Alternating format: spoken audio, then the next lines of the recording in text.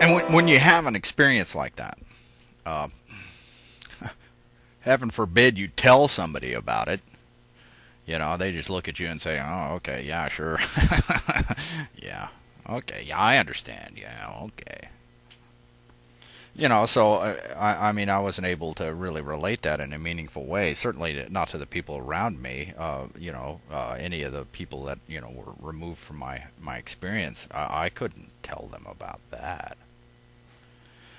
So I mean, I was stuck. I knew that. I knew that immediately. Now this book that she threw was a King James version, authorized version, red letter edition of the Holy Bible. The experience enough, given what happened to me on the hill, I started looking at that as saying, well, was this part of the going home thing and it being hard?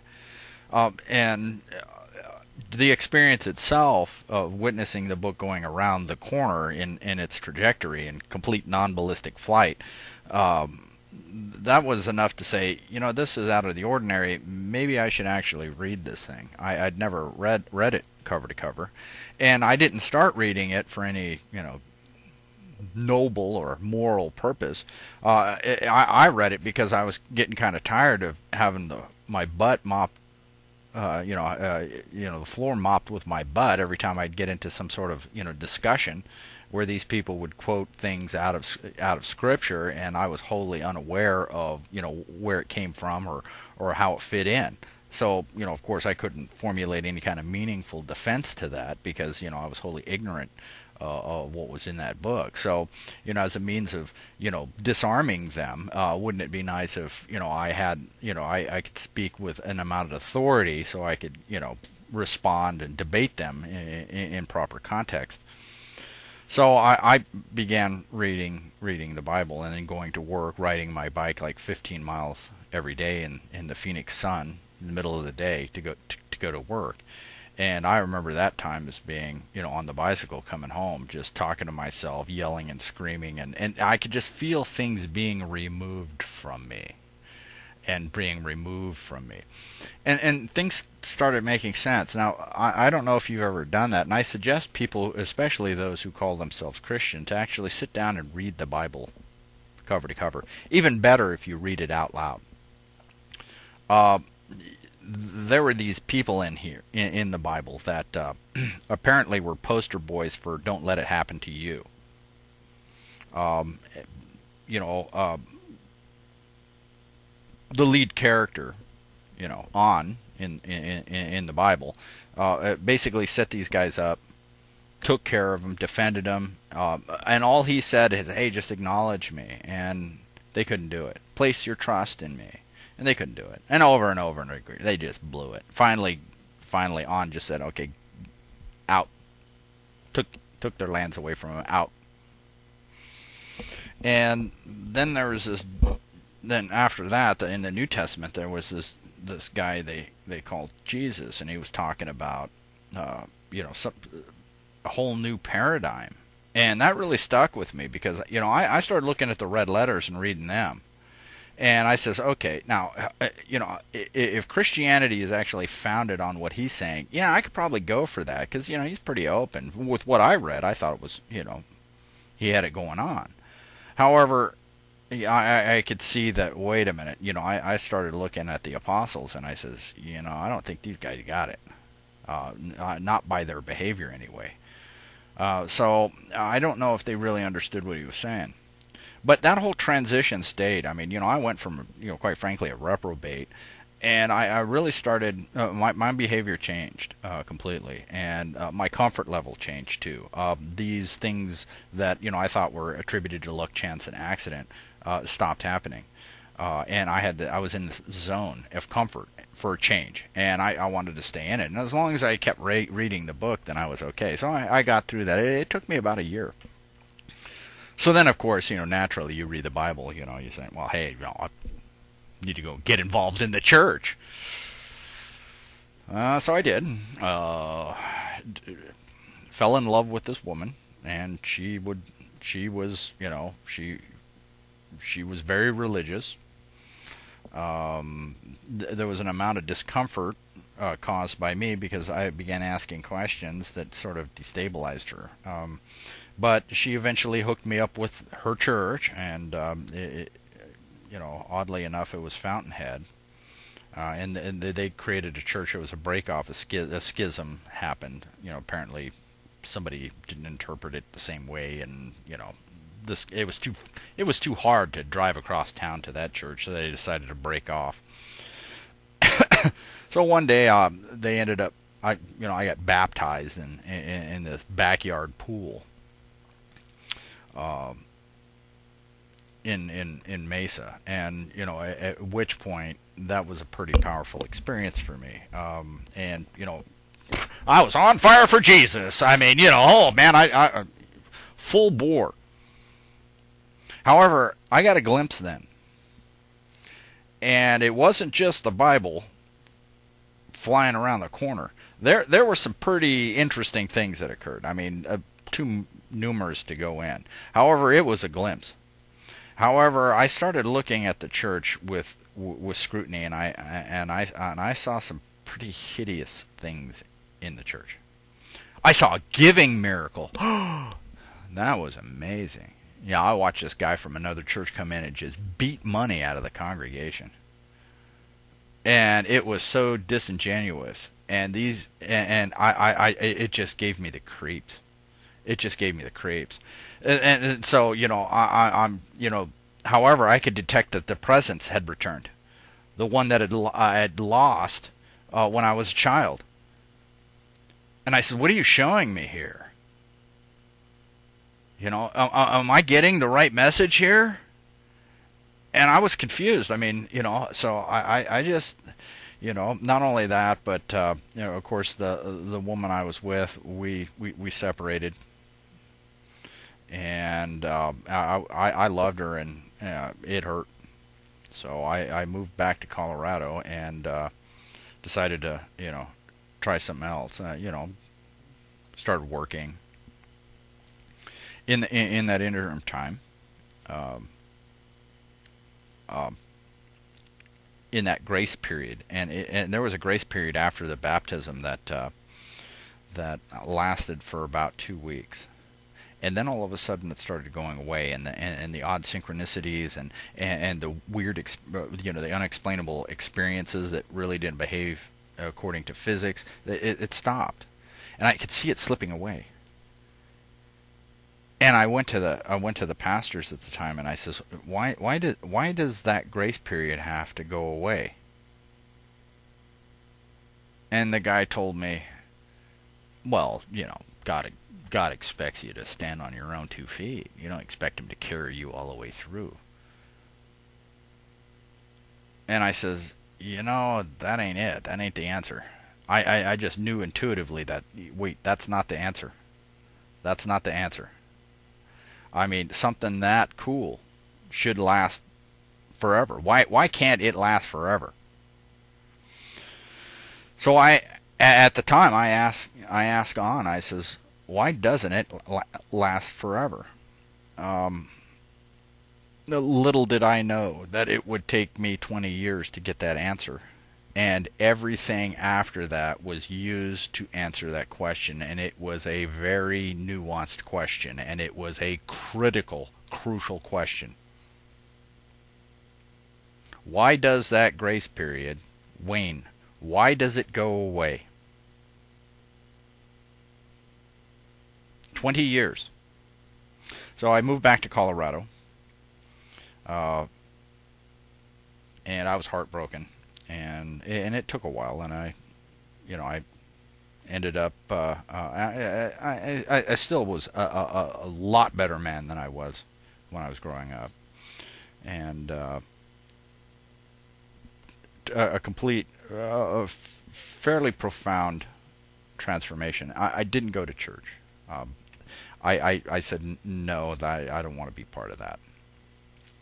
It'll just be me and On. We'll just do our own thing, and if On wants me to go to church, then they make that happen, but it was never made to happen. So I end up eventually what happens is I end up meeting the most important uh, man or woman in my life.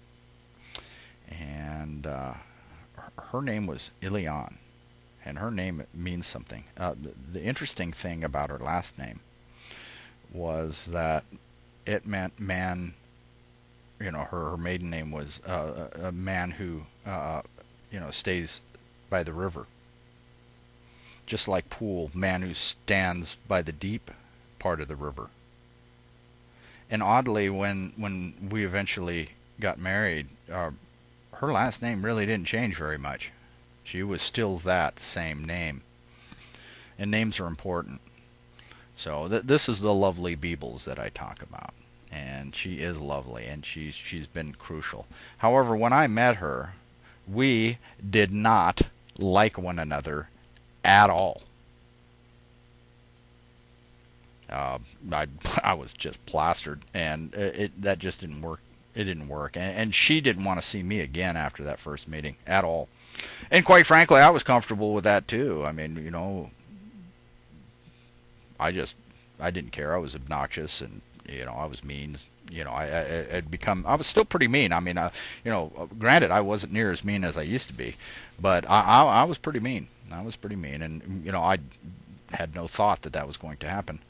Well, her girlfriend actually finagled it because, the situation was that she wanted to meet my friend. We were at a pool hall, and she needed somebody to keep me busy while she could talk to him. Well, that was the whole thing. So then me and Eliane, of course, she was tricked into coming down there and seeing her. Her friend actually tricked her to come down there, and wow, we met again. Well, this time I wasn't drunk, and this time we actually had a fairly meaningful conversation. And I will say, there was not much that that Beebles and I could do to actually separate, and we tried over and over, and there was an amount of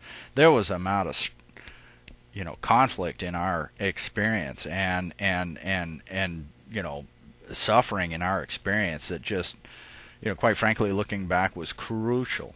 I mean, crucial. We had to go through it. We learned a lot from it. Of course, going through it was not fun, but we we couldn't leave one another if we tried. And we've been married the whole time, and I'm not going to say that it was. I mean, we had some good times. There were a few good times, but most of them were troubling, and a lot of it was me. We'd separate. We got married and ended up separating for a year. Then got back together, and there was a lot of outside influences from my family, and neither my family or Ilian's family actually wanted us together. She had 4 boys from a previous marriage, and it was just not in everybody's program. That really didn't matter because I something else was driving this whole program. So Ileana is actually the one that actually showed me. She was my reflection and showed me a lot of my character flaws and a lot of my problems. And early on, she said she recognized me as a diamond in the rough. I was her diamond in the rough. But although it took a long time before that to actually, come about, 20 years. Right, so here I am. My question still hadn't been answered. It was with my wife, and it was very trying time for us. But I'd achieved the American dream. I had the house, I had the cars. I should be happy. I should be happy. And I wasn't. I wasn't happy. And I didn't know why. So I asked the question, why wasn't I happy? And it didn't take very long. This was in 1999. The amount of pressure on me and my wife at that time was enormous. And I decided, again, we tried to separate, and it just didn't work. And Leon was going through some really trying times herself, and I wasn't happy. And why am I not happy? And why can't I escape this? You know. So one day I came home from work and I caught the tail end of this program, and it was just right afterwards. I mean, and it was an HBO special called Rules of Engagement. And it dealt with Vernon Howell, or what he called himself. He called himself David Koresh. And it was kind of interesting because that program, the small little piece that I got was enough to pique my curiosity. So I looked on the HBO schedule when it was going to be on again, and then I made sure I had my videotape ready. And it was on right after I came from work. So as soon as I would get in the door, and I made sure that I was home on time, I ended up recording it, and I watched the whole thing. And it had affected me. I mean, and it was basically an assessment, and I would say a reasonable assessment of what happened, not from the government's perspective, but from everybody's perspective. And it affected me so deeply.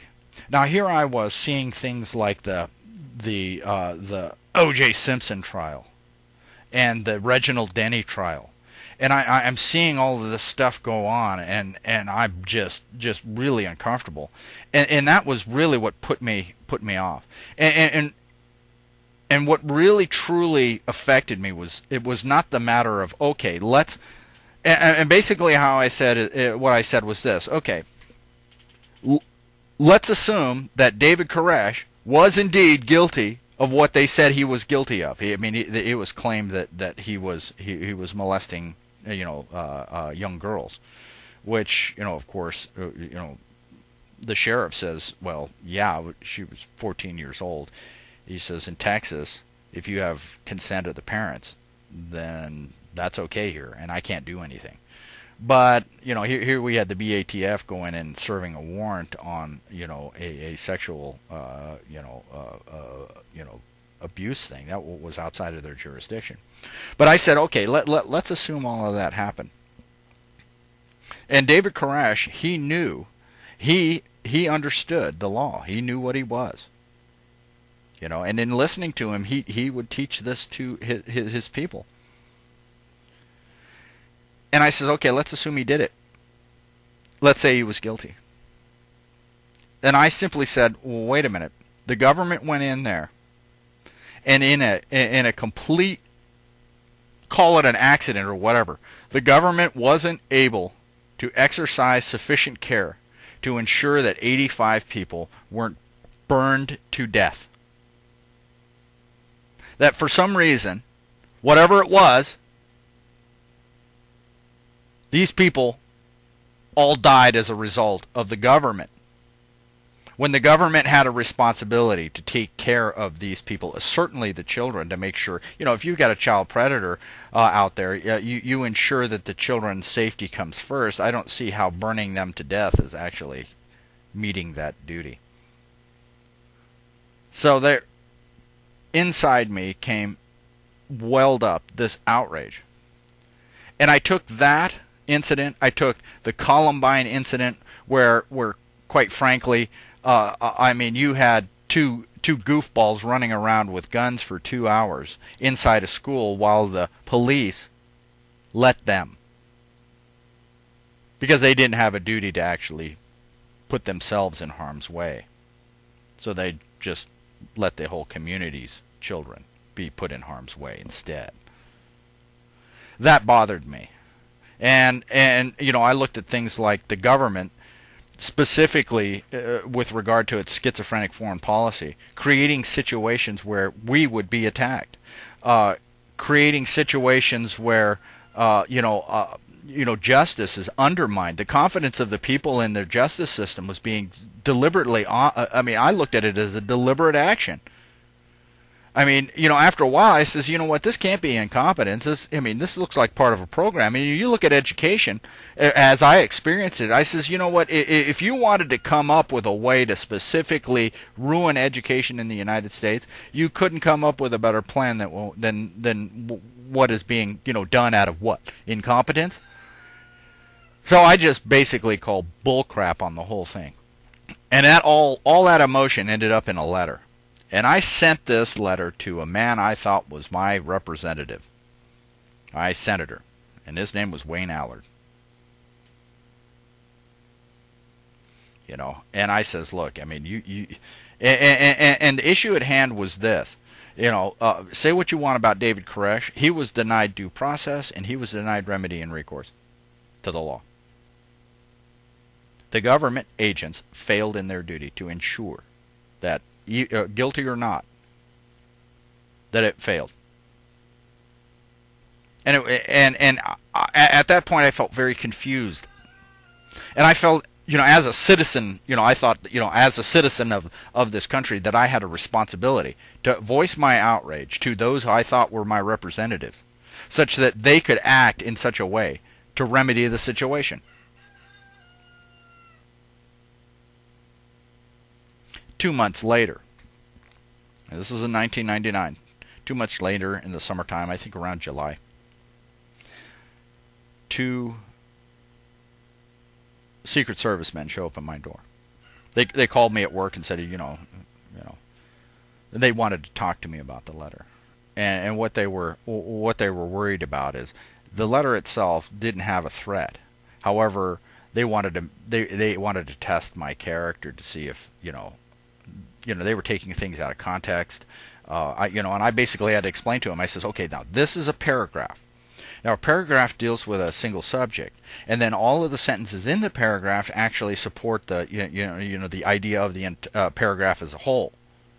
So you don't just take little pieces of this and say, okay, that means this, that means this, that means this. I says the paragraph is a whole idea, right? So when you start taking little supporting things out there and mixing and matching the words and phrases and stuff like that, I says you distort the message, right? So of course, they told me that.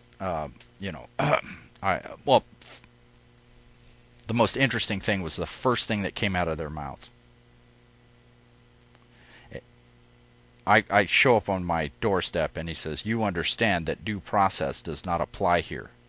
And I go, "Oh," and it's like one of those cinematic events where they either it sort of like pulls back while they focus in, or focus in while it pulls back, and I just all of a sudden I says, "Oh, boy, am I confused. I thought this was America. And man, if I didn't understand the Constitution before, boy, I was totally confused. At that point, I was totally confused, and my world became tainted with that. For exercising what I thought was my responsibility as a citizen. I sat there and these guys told me, hey, we're going to open all your mail, we're going to watch all your emails, all your communications, we're going to know where you are. If anybody in the government comes around, we're going to know where you are, so we're going to watch you. And they did too. They opened all my mail. In fact, they were interfering with my mail so much that checks to the mortgage company weren't making it. Not only that, soon after that, the company I work for ran me off. I mean, literally. Ran me off. And I couldn't open a bank account, and I didn't know why. There was some sort of special code on my Social Security number. Or at least the number that I was using as a Social Security number, because that number is not me. So, that was it. And at that point, that's when I recognized, wait a minute, the world is not what I think it is. This construct is not what I think it is. I don't know anything right now. I am totally confused. And it gave me this sickening feeling.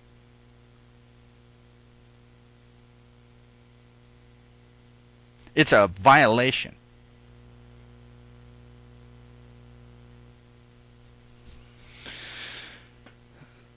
That was in '99. I eventually lost my job. And this is, we had all of the. That's when they started pushing IT overseas, and of course, I worked in IT.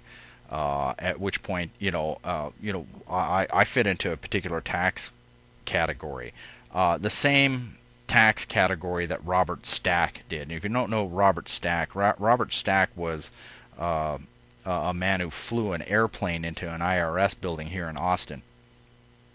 I used to drive by that building every day. I saw it.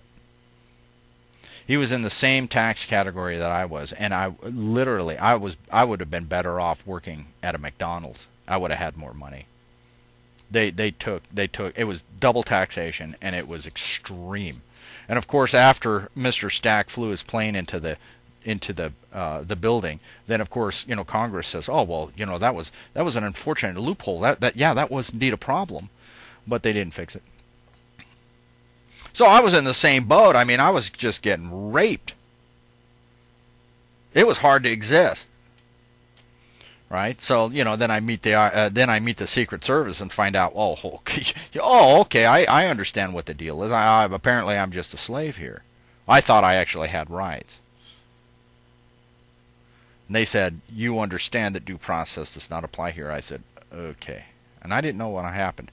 So then I started studying the Constitution. I started studying law, trying to understand where these guys get the power to do that to me. My responsibility to do that. I have to do that. That's me. I have to understand. Ignorance of the law is no excuse. So I started studying and studying, and it wasn't coming to me. So in the interim, I lost my job, and we were just about to lose the house. I mean, we'd made all the payments, but the jobs that I was finding, I mean, that was the IT doldrums then, and I was just about, it was just about to get really uncomfortable for me.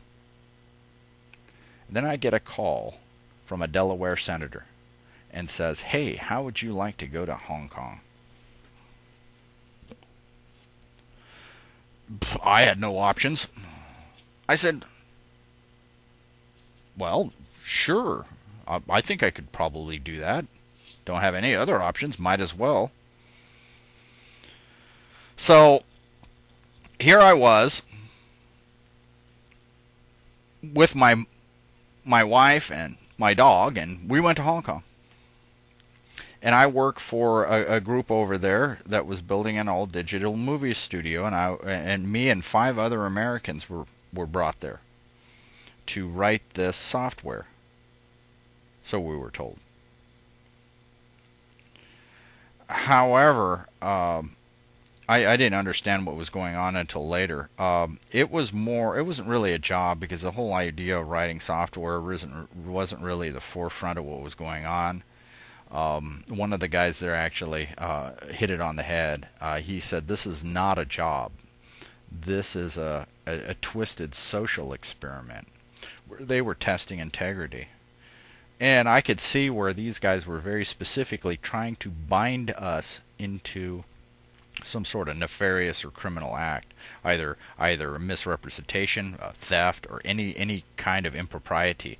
And the other guys did so in at least one fashion or the other, but I did not, and I was the only one that stayed there.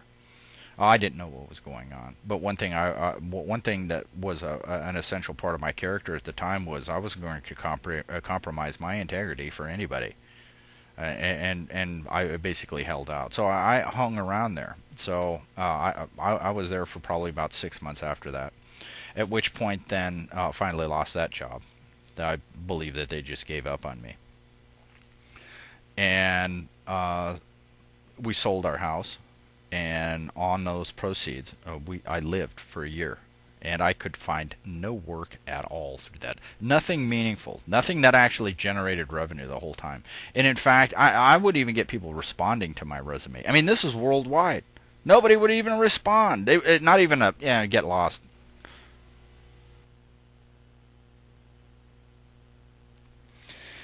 So, I mean, looking at non-response. And what I saw was is sort of like going through an hourglass, right? So you go down and it was this little channel, slower and slower, and finally the sand grain, one single sand grain goes through the channel. And this is the way my life was going. And it was a period of a year where it was like all my choices and stuff were removed, and I thought it was really curious that all of a sudden I says, you know what, there's some, I mean, I couldn't see it as, you know, what what am I doing wrong? What am I not getting here? So in this period of the year, I'm going through this compression, this constriction, and we had enough money because over there it was, Hong Kong was a wonderful experience for us. And I'm sitting in the and finally what was happening is, we were living there and we were kind of stuck. All of a sudden, I don't have a job anywhere. I don't have no job opportunities anywhere, and we were running out of money. In fact, we get to the point where I wasn't going to be able to really meaningfully make rent that next month. And this was in July of 2006. And I was panicking. And I didn't even have money to leave. Now, the Chinese actually take that serious, that immigration thing seriously. You're not allowed to take away a job from a Chinese man if there's a Chinese man that can do that job. It's a lot more enlightened approach to immigration. It certainly protects their incomes. But here I was, I couldn't find anything. And I'm at this desperation, and I'm reading the law, and I'm reading the law, and I'm reading the law, and things are coming to me. And I was going through this series by Michael Badnarik called Introduction to the Constitution. And it wasn't I read the Constitution, I understood that. It was the stuff that he was talking about outside of that was sort of tangential to that. And I didn't have an idea what a real contract was, and he explained that. And that was really important. So, all I was left to do is, I could surf the internet and walk the dog. That was about it. Or we'd go out and meet with people and talk with people, and that was it. I had no other options. I was just frozen. So on July 3rd, I'm walking the dog in the evening. Now this dog was, her name was Coda, and she was an extraordinary animal. And she came to us under very interesting circumstances. In fact, she was visited on us. And I'd pay very close attention to that dog. And the odd thing about that dog is she had a great vocabulary, especially about creatures. And all I'd say is the word guilt, and she knew what that was. I wouldn't have to punish her. I just have to say, oh, guilt, and she'd feel guilty. And she was a drama queen. This was an extraordinary being. For those that know that dog, they understand what I'm talking about. So I'm walking my dog, and I'm thinking about this, trying to understand. I says, this dog loves me and it trusts me. And I yell at this dog sometimes. She goes out in the street, and I yell at her, and I get mad at her. And it seems very harsh. But, it's because I love her. It's harsh because I love her. She doesn't understand that there's, a car can hurt her. So I'm there, and I'm pretty harsh about that. But she loves me anyway. And she trusts me. And I trusted her. So this dog actually taught me what unconditional trust was. There was no condition to her love. There was no condition to her trust. And she was infinitely forgiving. Quite amazing that this dog had more going on than most of the people around me. Well, actually, all the people around me. So that's how I learned, and it was walking the dog with her that night on July 3rd that I actually said, okay. And I looked up and I says, I'm not getting this. I don't understand. And I still thought was some sort of external thing to me. You know, it's that Christianity thing does that to you. I said, I don't know what this is. You know, I didn't use the term on then because that developed later. But that's what it was. I said, I want to know the truth here. What's going on? And while you're at it, you know, can you get me a job? He says, I'll trust you without condition. If I'm supposed to be in a jail, then so be it. If I'm to be dead, then so be it. I mean, I don't care. I'm out of answers. I can't do this at all. It's all you. You take care of it. And whatever you decide, I'm totally cool with it. So I exercised that unconditional trust at that moment. That really didn't help. You know, after that I said that, I, you know, took the dog home, and then I spent the whole night that night. I finished up the Constitution series, and I was searching for something, a concept that came up in that called sovereignty, and I didn't know what it was. And in fact, reading the dictionary definitions didn't really tell me what it was. But technically, you know, eventually, to me, I didn't understand what the heck they were talking about. I mean, you know, I know kings were sovereigns and there were nations that were sovereigns, and I didn't understand what that was. So in listening to this video, and this occurred in the morning, about 4 o'clock, I started listening to a man named Howard Freeman. And Howard Freeman told an interesting story, and it was an audio, and he was telling me the relationship between the United States and of America and the Republic, and what colorable money was. And he's and talking about, you know, what your responsibility was, that if you keep your focus on, then you'd see all the traps. He integrated it with contract. And I'm sitting there listening to this, and it's just hitting me, just resonating with me. And it's really affecting me. And at the end he says, you will seek the truth, you will find the truth, and the truth will set you free. At which point then I realized what he was talking about. The truth was on. And then, suddenly, the Bible then started making sense to me. Not only that, but the concept of sovereignty, in that it is an ordained, right? Ordained meaning on decides, okay, here it is, you're responsible. You're responsible. So I ask on for my responsibility, and then it just, this warm thing just flowed through me, and I just, you know, and I started crying. And there was this like a fog or a smoke in the room. I mean, it was really, really just warm and comfortable. I mean, it was just, and it was, I mean, I said, wow, what is this?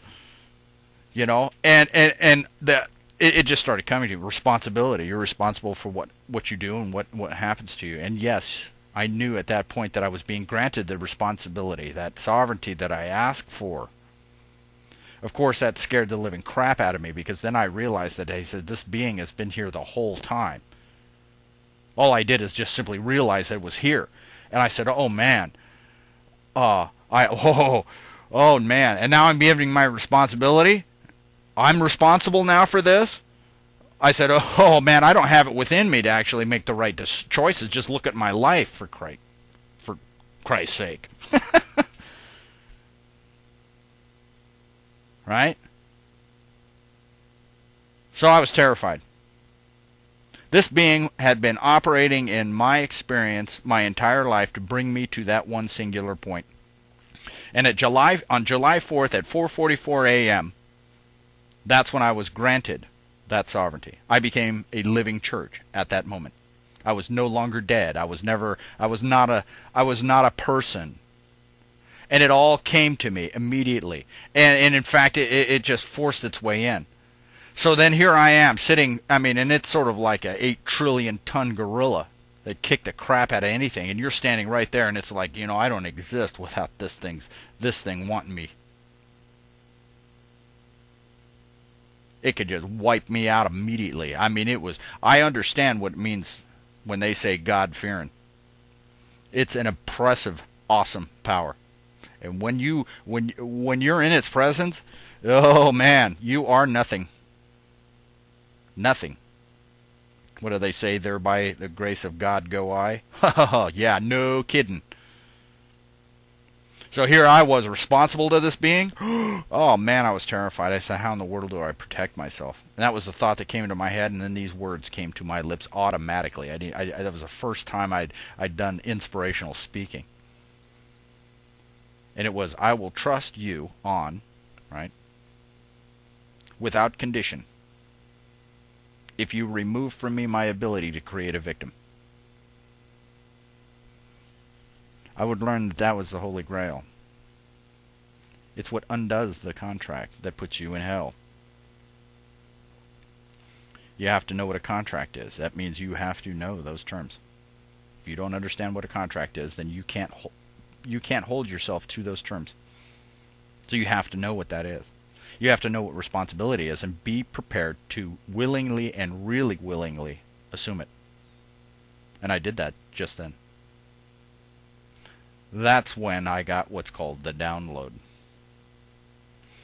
And this was imagery and stuff that that a responsible man requires to exist, and that includes all of the law that I discuss on my website. And in fact, it came down, the law came down in an instant, and it would take me 6 years to develop it into what it is right now.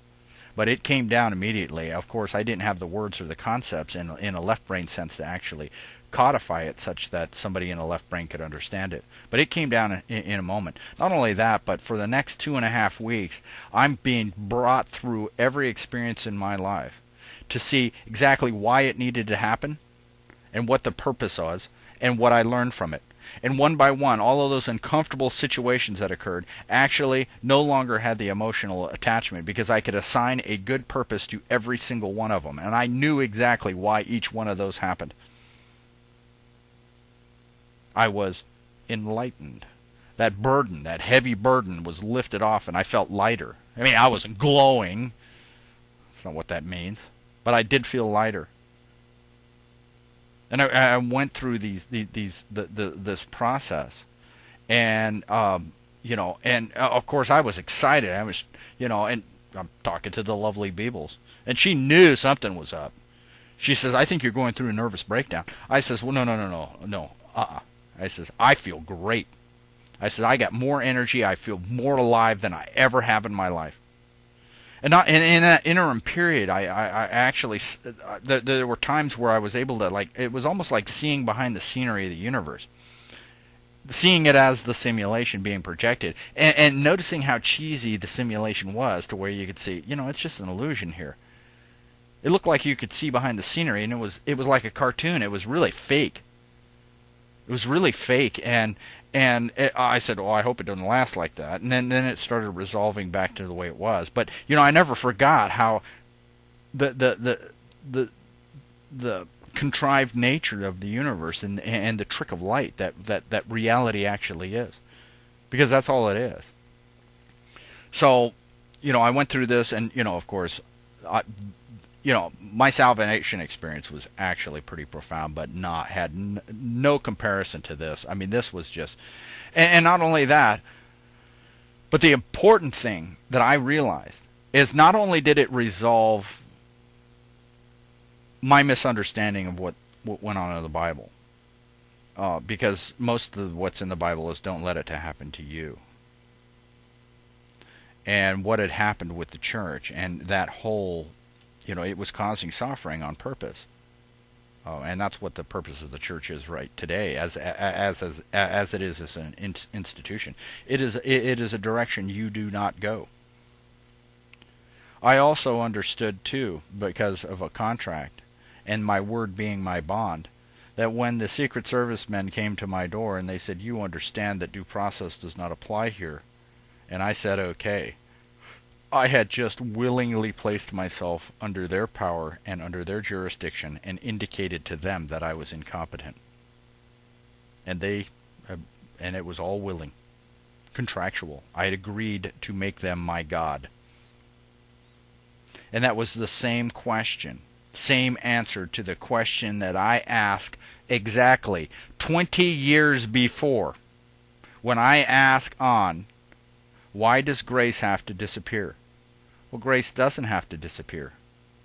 We decide to give it up, and we bind ourselves back under other quote-unquote gods, lowercase g, and we deprive ourselves of our sovereignty and our responsibility. On does not need to talk to you if you are not responsible for your experience. He will talk to the gods that you place over you. That's why you're not. That's why most people do not have a meaningful connection, right? Confused. No fusion. No connection. No moral connection. This is that day on is when I stopped being, operating in the left brain and started operating in the right brain. That way I could maintain that intuitive connection. It opens everything up. You have access to the universal mind and that's where all of that download came from. And in fact, it's a physical transformation, folks. If you don't have enough neurons to create that connection to the mind, you get them. And the faster it goes, the more it hurts. And it's a headache. It hurts. But you need those brain cells in order to interact with the universal mind. If you're truly left brain, you don't need those neurons. It's a physical change. And I went through that, and there were times that it really hurt. All right, all of a sudden I fall asleep, and it was like you get up, and it's sort of like and the whole time you're getting this message coming down constantly, and I'd sit there and it was more than I could handle. And then all of a sudden I'd get tired, and I'd go to sleep for 10 minutes. All the while the stuff was coming down, and then I'd wake up and something was different. I'd do this over and over again. It was like the code was being changed, and I'd be rebooted into a different operating system. And I could detect that there was a profound difference in my experience. Had that change actually happened when I was conscious, it would have been too much of a jolt. So I went through this thing in stages, and it was totally transformational. I had no fear anymore. I'd just seen the scariest thing in the universe, and it was okay, because, after that, when the love comes, it's just, it's awesome. It is absolutely awesome. At which point, there's no need to be afraid of men anymore. There's no need to be afraid of anything in the universe anymore. And that's when I became a living church. I didn't place myself under the authority of something that was dead. I didn't place myself under the authority of another man. I'd been liberated from that, and this time for good. The Beebles was watching this, and she just, she could see these things happening. There were some pretty interesting things happening. And she saw it. She saw it directly, witnessed it directly. Couldn't go there. It would take her, at least 5 or 6 years to actually get there. After that happened. And me, of course, I'm so excited. Of course, I want to tell everybody, hey, man, hey, this is what you need to know. This is what you need to know. And I go out there and I talk to everybody, and they can't even go there. So I spent that 6 years. I created the Roage website. Started writing things down for my own evolutionary process. Started documenting elements of law, and if you look at the website, you can see that there's an evolution there. There were changes. Things I understood initially started evolving as I got more clarity on the issues. And it took a while. I had a lot of assumptions that needed to be overturned. There was a lot of things in the universe that I thought was the truth, and it was not. And most of our history is just totally contrived. Most of science is a means to conceal purpose and reason in the universe, specifically designed to do that. I stopped living in a probabilistic universe. Why? Because I could look back on every one of my experiences and see the purpose and reason it happened. It wasn't a function of choice. It wasn't a function of true choice. It was a function of a lesson that I was observing. I go into this in other videos. However, that profound change in me changed everything about me. Not only that, but it had a transformational effect on everything around me.